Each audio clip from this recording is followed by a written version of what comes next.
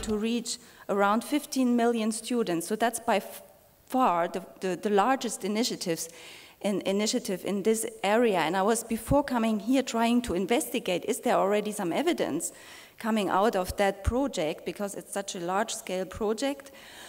And I could only find a brief from the ministry where they tried to analyze the situation from other initiatives in the area, and they tried to take into account what has been learned in other countries to organize this project. But we lack some evaluation from this big initiative. It's not there yet. So here's some countries you could look into if you want to know more, some iPad initiatives. And when we were analyzing these initiatives, we were of course interested in what is the main objectives of these initiatives. And I have seen from your pilots descriptions outside a very interesting illustration of the different objectives each project or school has with one-to-one or tablets.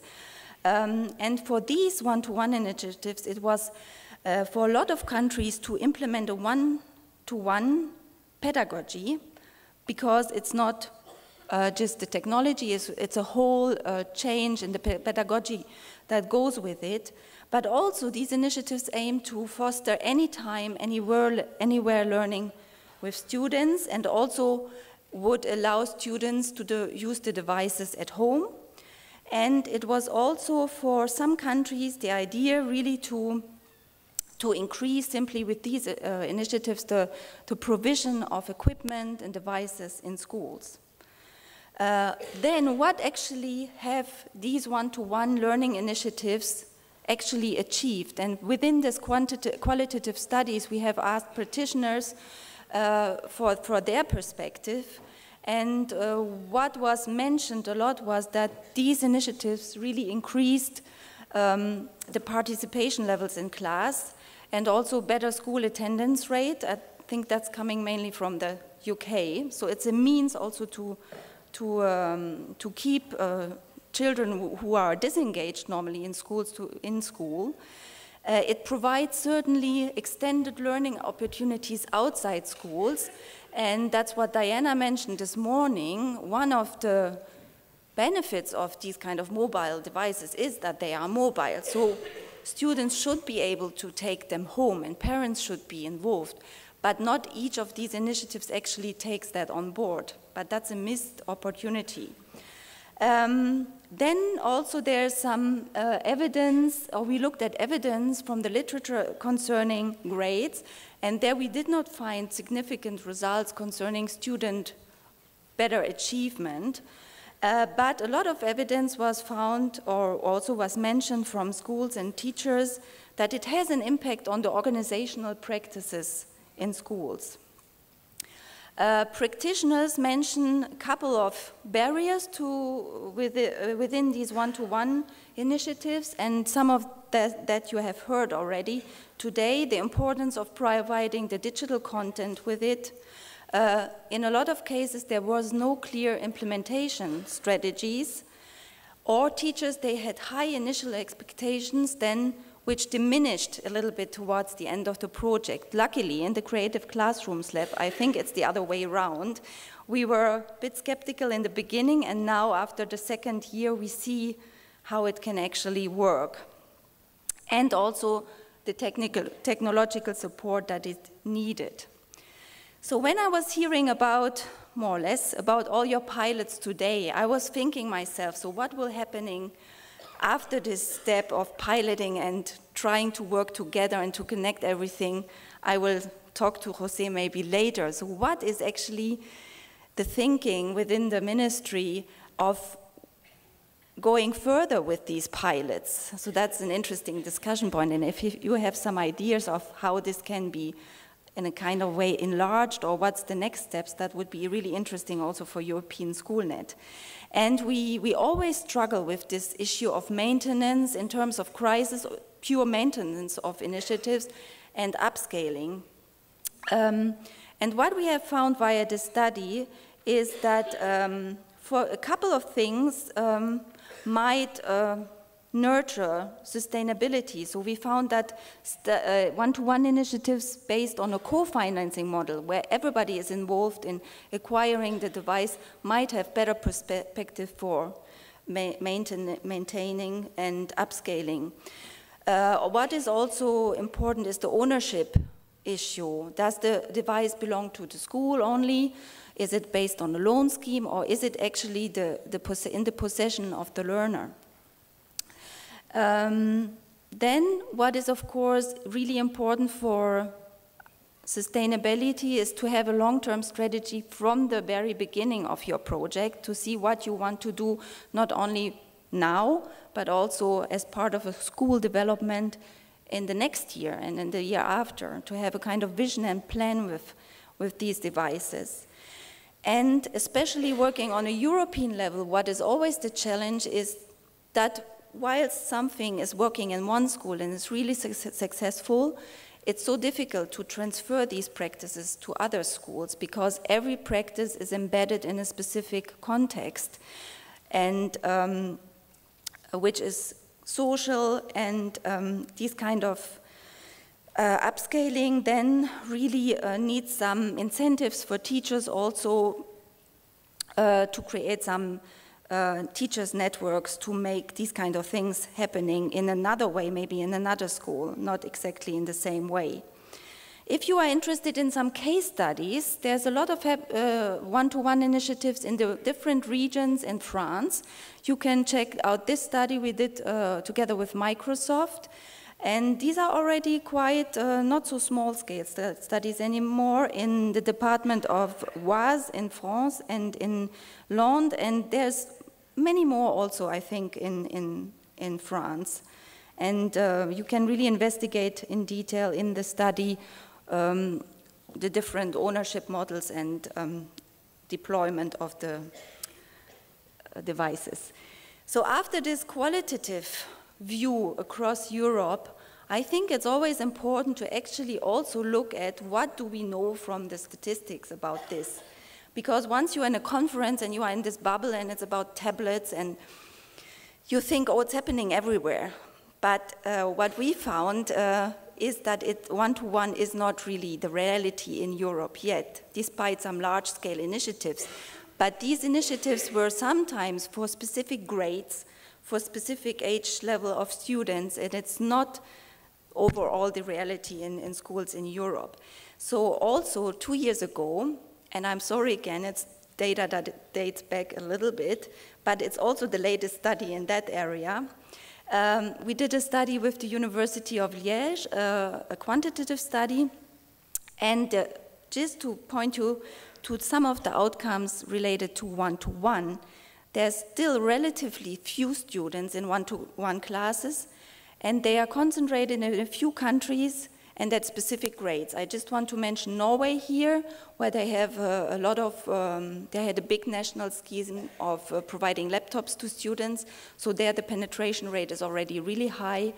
For Spain, also at grade 8, it's really high. You can read that in the study. And there's also a limited use of using your own device in class, but it's increasing with the level of education, because we were asking ourselves, is maybe bring your own device a way to increase one-to-one in schools as well? And that's another subject. I will not go into bring your own device. But via this study, we also found out that a minimum of 50% of grade 11 students are entitled to bring your own device already in European countries, in around half of the countries, and it's only broadly used actually in Denmark already. So we have these data. It's putting everything a little bit in perspective, and it does not say anything actually about the quality of the use and the effect on the educational outcomes. But I think that's something we hear also today, these kind of aspects.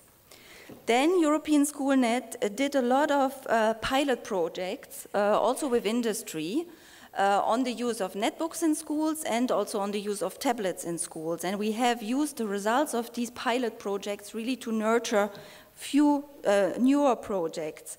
So a couple of years we did a netbook pilot where we really studied the use of the netbooks inside and outside of school with learners and teachers, and then there was a study on the use of tablets for teachers. And that was also together with ASA, where teachers in different European countries received tablets and not the student, which was a little bit a pity.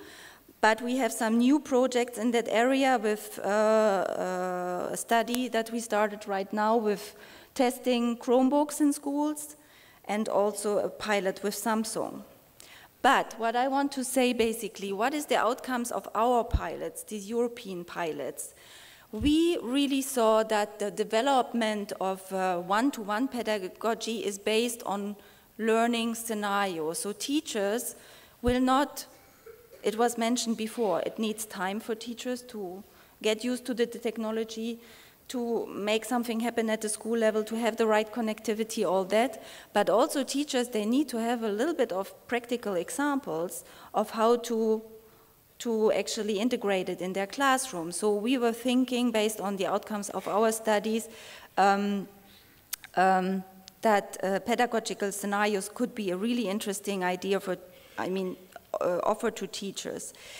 Then it was also already mentioned today, it's not about using the device only, it's about alternating different teaching and learning approaches, and I think that's what Diana tried to illustrate this morning. It's the different approaches, the access you have to one subject, and you can use different means. So when we implement a pilot, we also say, okay, you don't need to be online all the time with your students, you don't need to use it all the time, but use it when it makes most sense. And also, we saw a lot from our studies that teachers used it a lot for preparing the activities, but less so actually integrating the tablets within the educational process. And one point, I think, maybe it was talked about, how to use these devices for assessment procedures is always a tricky point as well. So now I'm coming to the Creative Classrooms Lab project. So within this project is coming to an end in March, and we are waiting for the final observation visit results from Diana. But to give you the wider picture, so this CCL project is about the creative and engaging use of tablets in 8 European countries, in Austria, Belgium, Czech Republic, Italy, Lithuania, Portugal, Slovenia, and the UK. So it's a small-scale pilot in a way, so we have 5 teachers in each, 5 classrooms per country. And what is kind of specific about this project, it's a policy experimentation. It brings different actors together. So it really is a project that works with policymakers, with teachers, with pedagogical experts, and with university to create a project together. And also we work with industry, who provided some equipment throughout the project. And the idea is to test tablets during 2 phases, during two school years, based on the development of pedagogical scenarios. And I'm trying to illustrate a little bit the process we are doing when we developing learning stories with teachers for the teachers in the project. And these learning stories or pedagogical scenarios, they are based on priorities from the ministries of education, who are the partners in our project. So the rationale for the project was really to see what is the ministry actually thinking about the use of tablets in schools. What kind of educational problems or improvements they want to make with the use of tablets. And these you can see in the middle. So the policymakers from these 8 countries really said, we want to develop the use of digital resources by integrating tablets in schools. We want to bring your own device, we want to investigate bring your own device strategies. We want to see how it's used in different subjects. We want to explore new forms of assessment. So that's the umbrella in a way for us then to develop pedagogical scenarios. And for that we have worked with lead teachers, and yet not just pedagogical scenarios, but scenarios that can lead to pedagogical change in schools. And based on the topics, I think they are already, I think, quite advanced, even they are, but the concepts, I think, show the different ways of working in schools already. Now I actually already explained all this, how we work. I will go quickly back. So in the first cycle, we worked with some countries, worked together. We were grouping countries with the same interest, working on the flipped classroom. Portugal was part of that. Rui will talk about it later. How to implement the flipped classroom with tablets, how to create content with tablets. I think the publishers are coming next as well. So that will be an interesting discussion. Is already enough content there from the publishers, or do we need the bottom-up developments as well from teachers to develop their own content and share it on the tablets? How can we use tablets for more personalized learning approaches, and how can be tablets used for collaboration? And in this current cycle, countries work on liberating learners scenario, which is a really interesting scenario.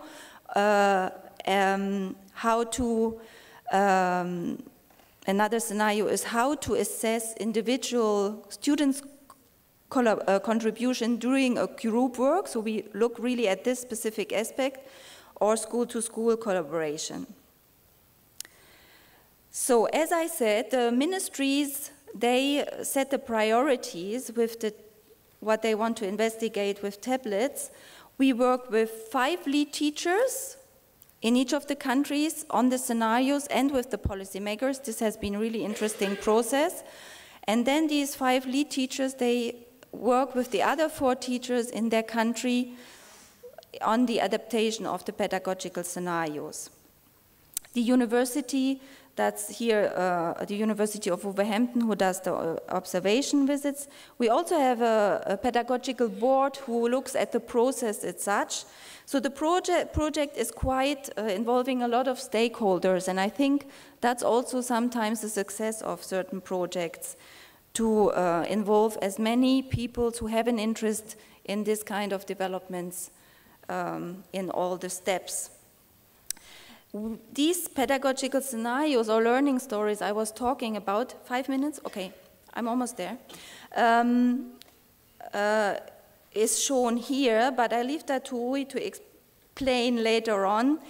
So we work around different phases within each scenarios, which are illustrated here by dream, explore, map, make. And here there is an example from a UK teacher who actually shows the apps he uses for the different phases of the development.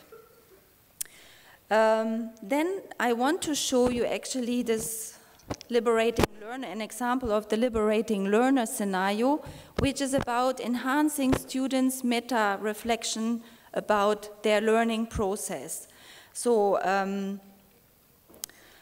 including students into working on authentic goals, peer assessment, reflection on their learning process. And I have chosen a video from the UK Skinner's Kent Academy on their implementation of this liberating learner scenario, which I would like to share with you at the end of the, almost end of the presentation.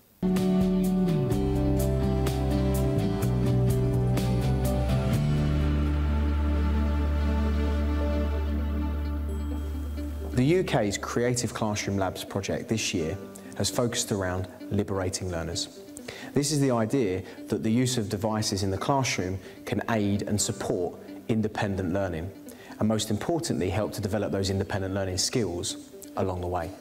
The Skinner's Kent Academy project has focused around a design and technology Year 7 group who are looking to design and manufacture their own table tennis bat. In the explore phase, we employed the use of ePace.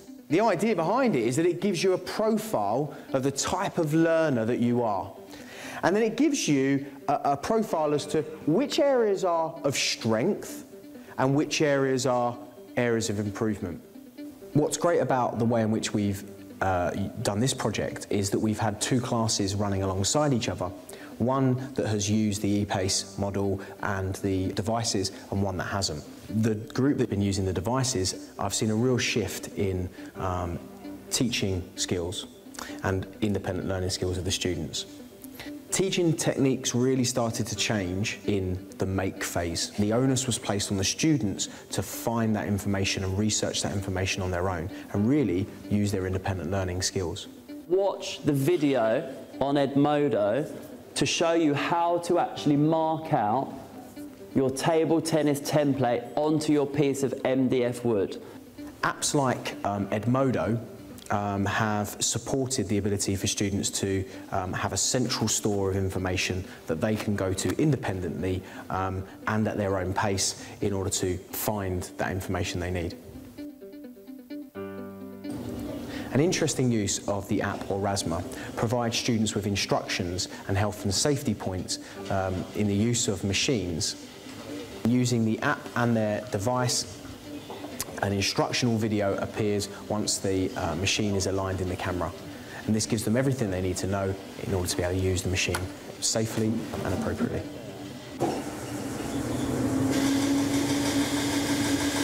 The biggest change in our students that I feel I've seen is their building of their confidence. Okay, this video will be put on the CCL website with other videos coming from Portugal, from all the countries participating in the project. So you can check out a lot of interesting examples in practice. Then I've put together some of the things, and I think that's the question we should always come back to: why tablets?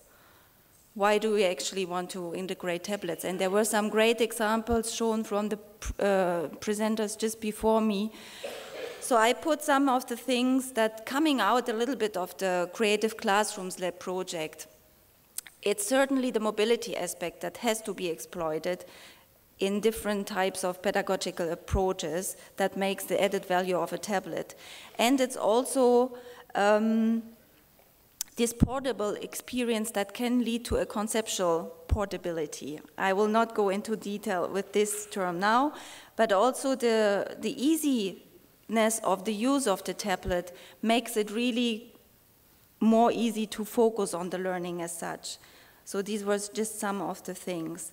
And then what we should never forget, and it has been mentioned already, it's not, and here I talk with, not with my words, but with what Mike Trucano from the World Bank said, and what we have all said many times before. It's not technology as such that makes the difference. It's really what you do with the technology and the interactions the technologies allows you to engage with.